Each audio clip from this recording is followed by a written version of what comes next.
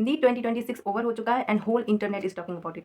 But मुझे ये नहीं बात करना है कि पेपर ईज़ी था या फिर पेपर हार्ड था। इस बार पेपर मैंने भी दिया था और मैं इस बारे में बात नहीं करना चाहती थी, बट आई थिंक ये जानना आप लोगों का हक है, तो इसलिए मुझे लगा कि मुझे वीडियो बनाना चाहिए। और पिछले 2-3 महीने से मैं बिल्कुल भी वीडियो नहीं डाल पा रही थी क्योंकि मैं मेंटली कंप्लीटली एग्ज़ॉस्ट थी इस एग्ज़ाम की वजह से। और मैं बहुत ज़्यादा हैप्पी भी नहीं हूँ या फिर बहुत ज़्यादा सैड भी नहीं हूँ इस एग्ज़ाम को देने के बाद, बिकॉज़ मुझे पता है कि इस बार भी मेरा सिलेक्शन नहीं होगा। बट मैं इस एग्ज़ाम को अब यहीं क्विट कर रही हूँ क्योंकि इतना मेंटली प्रेशर मेरे से हैंडल नहीं होगा। इस एग्ज़ाम को देने के बाद कुछ लोग बहुत ज़्यादा सैड थे, कुछ लोग बहुत ज़्यादा हैप्पी थे, कुछ लोग बात कर रहे थे कि यार पेपर बहुत ईज़ी था।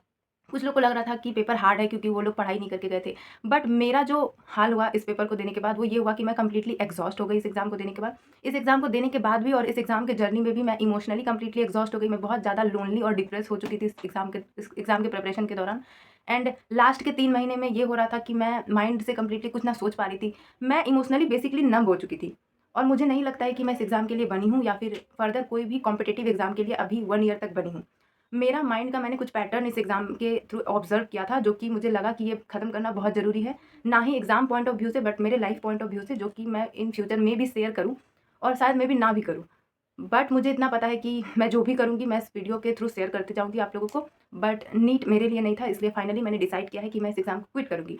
बट इस एग्ज़ाम को देने जब मैंने इस एग्ज़ाम को डिसाइड किया था देने का, तो कहीं न कहीं मेरा मन बिल्कुल नहीं था इस एग्ज़ाम को देने का। और कहीं न कहीं मेरे पेरेंट्स को था कि ये एग्ज़ाम तुम दो, और मैंने मना किया था कि मुझे ये एग्ज़ाम नहीं देना है। बट उनका मर्ज़ी था और कहीं न कहीं फ़ोर्स था उनका, जो कि मैं उतना बात नहीं करना चाहूँगी। मैं सीधे बात पे बोलूँगी कि मेरा मन नहीं था स्टार्टिंग से इस एग्ज़ाम को देने का। बट जब मैं प्रिपरेशन वाली जर्नी में आ गई तो मुझे लगा कि अब देना चाहिए। अब जब मैं आ चुकी हूँ तो मैं अपना 100% दूँगी। बट उस चक्कर में बहुत कुछ हुआ। मेंटली एग्ज़ॉस्ट हो गई। कहीं न कहीं पैनिक अटैक और एंग्ज़ायटी वाली भी फीलिंग आई।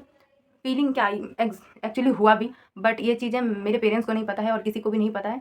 और मेबी मैं इन फ्यूचर इसके बारे में बात करूँ, बट अभी मैं ये है कि मैं मेरा सिलेक्शन इस एग्ज़ाम के थ्रू नहीं हो रहा है और मुझे नहीं समझ में आ रहा है कि मुझे अपने करियर में आगे क्या करना चाहिए। मैं अभी एक इस फ़ेज़ पे हूँ जहाँ मुझे अपनी लाइफ़ का कुछ भी नहीं पता।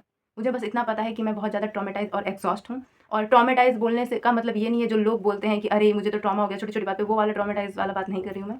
और मुझे नहीं पता आप लोगों को समझ में आ रहा है या नहीं। ये कोई सिम्पैथी वीडियो नहीं है, ये कोई पब्लिसिटी या फिर कुछ टाइप का वीडियो नहीं है।